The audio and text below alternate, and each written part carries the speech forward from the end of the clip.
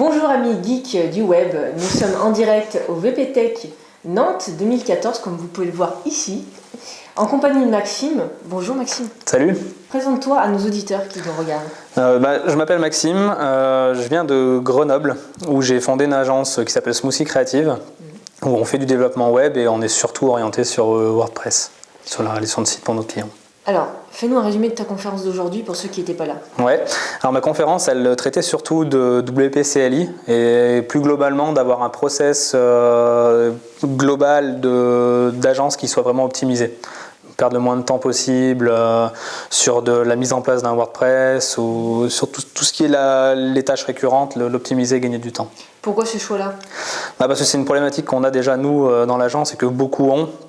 Installer WordPress la première fois en 5 minutes c'est super ludique, mais qu'au bout du 100e site, au bout du 100e site on en a eu marre, donc on a regardé un petit peu au niveau des solutions et puis on a vu que WP-CLI permettait d'automatiser cette installation et on a fait un script qui permet d'installer WordPress, d'installer les plugins, les thèmes, faire les configurations, nettoyer les articles d'exemple et toutes ces choses là en quelques secondes.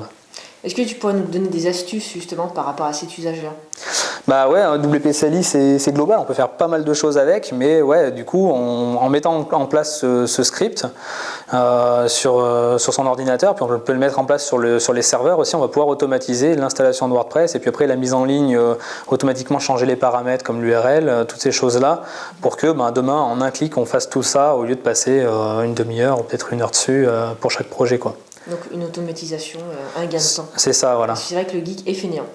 Ouais, c'est ça. Le but, c'est qu'on puisse en faire le moins possible et que l'ordinateur travaille pour nous. C'est ça. Pourquoi WordPress et pas un autre CMS ? C'est venu il y a à peu près 7 ans en arrière quand on a commencé à besoin d'avoir des sites administrables pour des clients qui demandaient de pouvoir modifier leurs propres actus à l'époque. On avait essayé 2-3 trucs, il y avait DotClear à l'époque en mode blog qu'on avait essayé, mais il ne nous convenait pas, donc on s'est dit tiens on va essayer WordPress, ça fait bien parler de lui en ce moment. Et puis du coup on est tombé amoureux parce que on peut vraiment tout faire ce qu'on veut avec, c'est un vrai CMS, avec les bons outils, on a une interface qui est claire, donc les clients ils adorent, il y a un gros taux de satisfaction, c'est intuitif, il n'y a pas de grosses formations. C'est vrai que quand même on s'est dit on va essayer Drupal et Joomla et quelques autres, mais Joomla, l'interface, d'après les retours des utilisateurs qu'on a, elle est plus complexe à comprendre. Du coup voilà, c'est surtout pour l'aspect simplicité, mais toutes les possibilités qui nous sont offertes quand même derrière. Oui, et puis l'aspect communautaire aussi. Voilà. C'est un plus.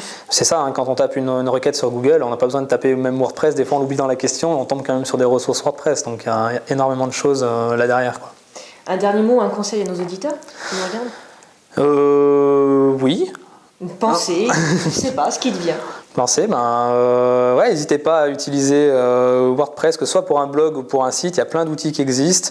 N'hésitez pas surtout aussi à essayer même de développer un peu les choses par vous-même, de ne pas toujours utiliser des thèmes premium, parce que ça a du bon, mais surtout du mauvais dans certains cas, et c'est pas forcément top.